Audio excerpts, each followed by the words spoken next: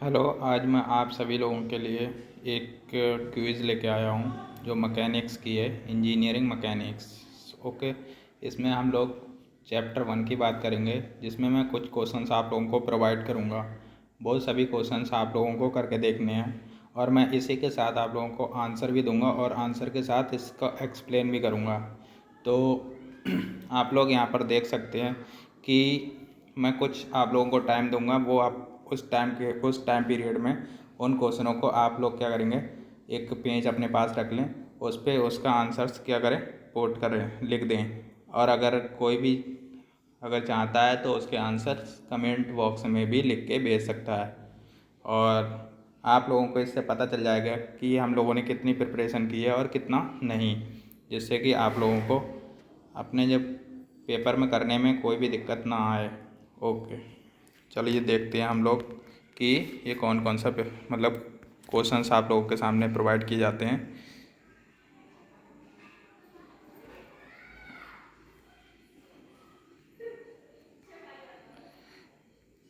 देखो बच्चों, ये हमारा फर्स्ट क्वेश्चन है जिसमें हम बात कर रहे हैं कि 1 गीगा न्यूटन बराबर है। तो यहाँ पर आप लोगों को आंसर बताना है कि 1 गीगा न्यूटन किसके बराबर है। मैंने आप लोगों से बताया था कि ये क्वेश्चन, जैसे मैं क्वेश्चंस को दिखाऊं और बताऊं, वो क्वेश्चन आपको क्या करना है, अपने एक पेज पे लिख लेना है, उसका आंसर क्या होगा। तो आप लोगों को जैसे ही मैं आंसर बताऊंगा आपको पता चल जाएगा कि उसका क्या आंसर रहेगा। ओके। तो 1 गीगा न्यूटन किसके बराबर है भाई? 1 giga newton is equal to, देखिए इसका आंसर जो है हमारा है वो सी है। तो सी आंसर है 10⁻⁹। जो 10⁻⁹ होता है वो हमारा क्या 1 गीगा न्यूटन के बराबर होता है। मैं इस चीज़ को बता भी चुका हूँ कि ये जितने भी यूनिट्स हैं आप लोग पढ़ लीजिए, क्योंकि यहाँ से क्वेश्चन आने के ज़्यादा चांसेस रहेंगे। अब मैं बात कर लेता हूँ, यहाँ पर देखो और भी ऑप्शन दे रखे हैं। तो जो पहला ऑप्शन है वो तो सभी लोग जानते हैं, 10⁻³ किसके बराबर होता है, किलो न्यूटन की बात हम करेंगे यहाँ पर, तो हम लगाते। और यहाँ पर जो हम 10⁻6 की बात कर रहे हैं, इसकी बात जो कर रहे हैं उसका मतलब होता है यहाँ पर मेगा न्यूटन देखो। तो यहाँ पर मेगा को 10⁻6 कहते हो, और यहाँ पर जो लिखा है वो 10⁻12 लिखा है। 10⁻12 का मतलब क्या होता है भाई? 10⁻12 का मतलब होता है टेरा। भाई 10 जो 12 लिखा जाएगा उसका मतलब होता है टेरा। टेरा। तो हम लोग टेरा न्यूटन की बात करेंगे। तो आप लोग समझ लीजिए 10⁻12 होगा तो टेरा। बट यहाँ पर अगर हम दूसरी एक और यूनिट की बात करें, 10⁻−12 होगा, तो वो किसके बराबर होगा भाई? पीको कहते हैं उसे। याद रख लो इन चीज़ों को भाई, पीको कहते हैं, पीको। तो ये यूनिट्स आप लोग ज़्यादातर याद रखना।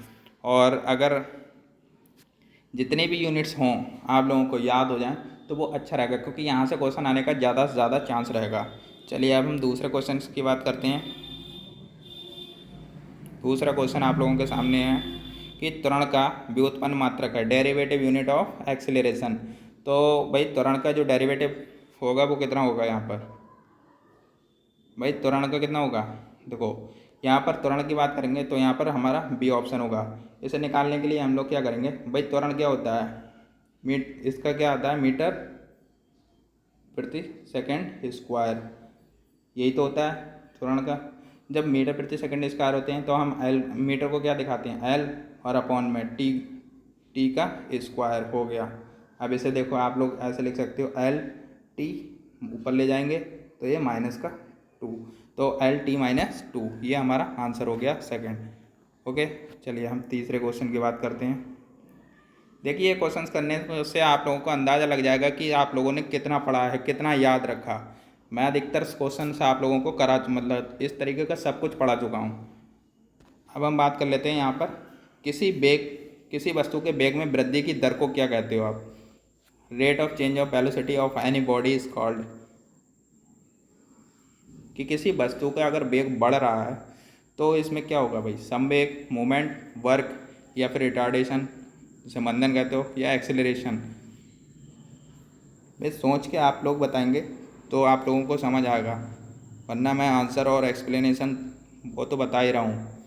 तो यहाँ हम बात करेंगे, देखो इसका आंसर होगा डी। डी इज़ द त्वरण। क्यों? क्योंकि देखो इन्होंने कहा वेग में वृद्धि हो रही है। अगर हमारा वेग क्या होता, कांस्टेंट होता, और हमारा त्वरण होता क्या है, तो ए इजकल टू आप लोग क्या अगर लिखते हो dv/dt, यही तो लिखते हो। तो देखो यहाँ पर अगर ये क्या हो जाता, वेग क्या हो जाता कांस्टेंट, जो वेग कांस्टेंट हो जाएगा तो हमारा त्वरण क्या हो जाता है, जीरो हो जाता यहाँ पर, क्योंकि वेग में चेंज नहीं होता।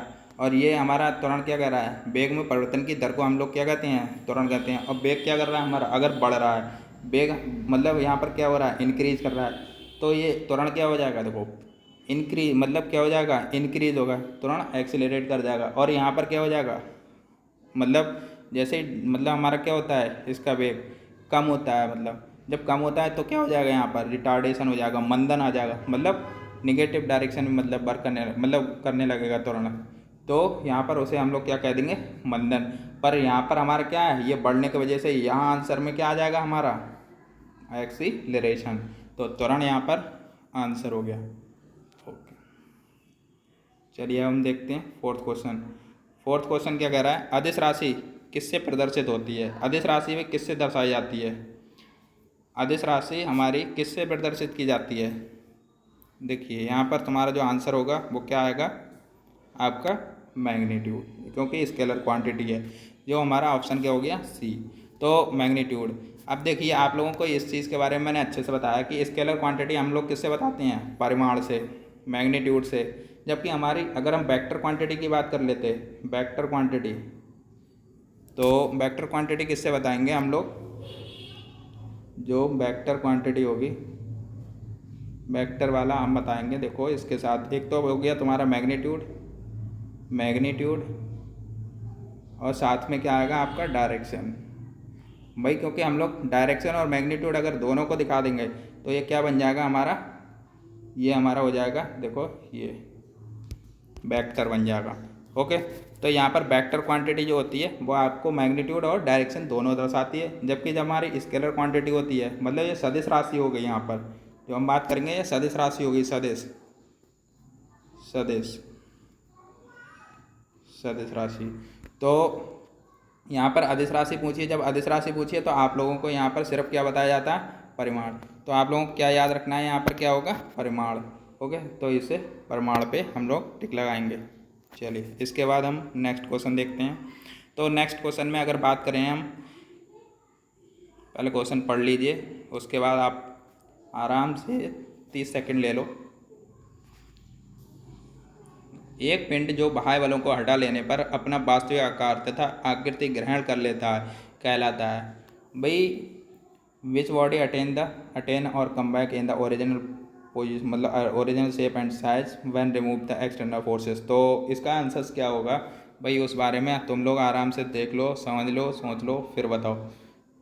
देखो एक पहला ऑप्शन दे रखा है रिजिड बॉडी, दूसरा है इलास्टिक बॉडी, तीसरा है हमारा प्लास्टिक बॉडी, और चौथा है नन ऑफ दीज। तो भाई इसमें से जो हमारा आंसर है वो हमारा है बी आंसर, प्रत्यास्थ पिंड, दैट इज इलास्टिक बॉडी।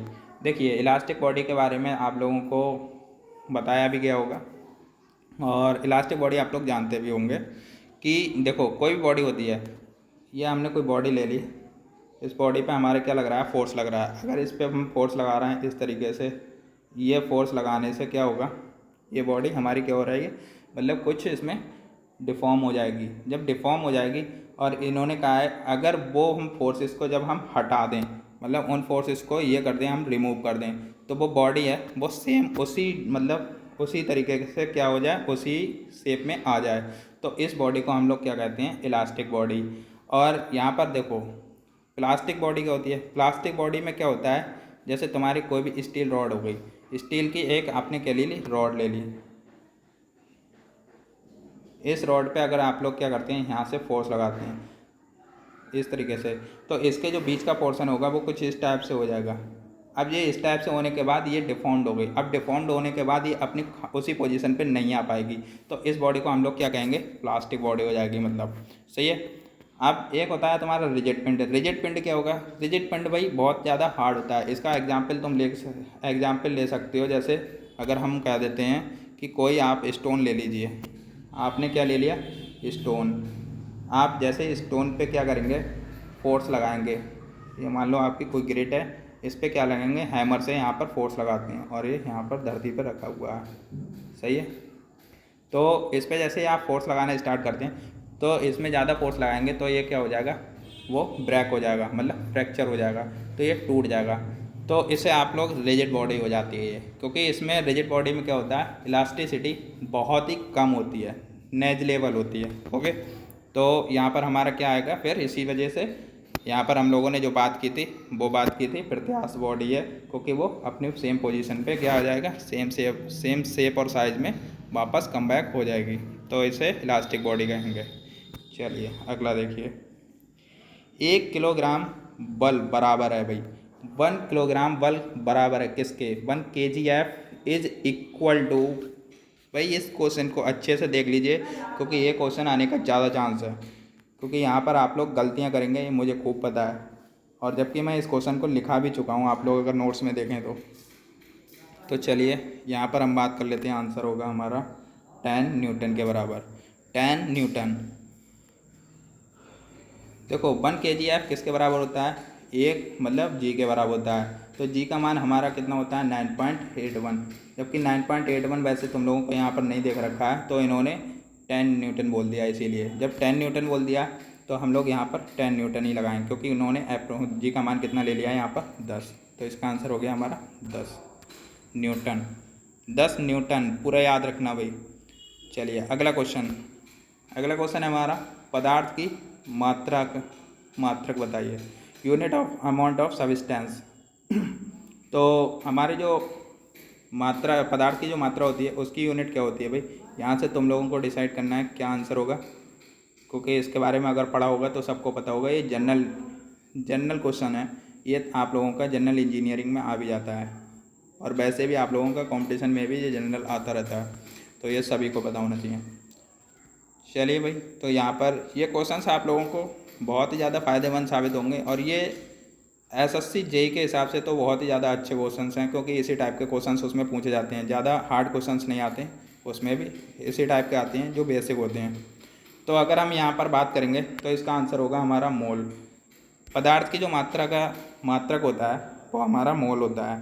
तो आप लोग यहाँ से वैसे भी देख सकते हैं, ये हमारा किसका मात्रक है, किलोग्राम, भाई द्रव्यमान का मात्रक है। कैंडला किसका मात्रक है, कैंडला की बात करें तो भाई कैंडला किसका मात्रक होता है, भाई ये ल्यूमिनस इंटेंसिटी का मात्रक होता है, ल्यूमिनस इंटेंसिटी। तो ये ज्योति तीव्रता की मात्रक है, ज्योति तीव्रता का मात्रक है भाई। अब इसके बाद हम जो आखिरी है वो क्या है, न्यूटन। न्यूटन किसका है, बल का। तो यहाँ पर पदार्थ का मात्रक आपका क्या था, आप लोग लगा सकते हैं सीधे यहाँ पर मोल। ओके, चलिए नेक्स्ट क्वेश्चन, ठोस कोण का मात्रक है भाई, unit of solid angle. Unit of solid angle, solid angle का यहाँ पर हम लोगों को क्या बताना है, यूनिट बतानी है।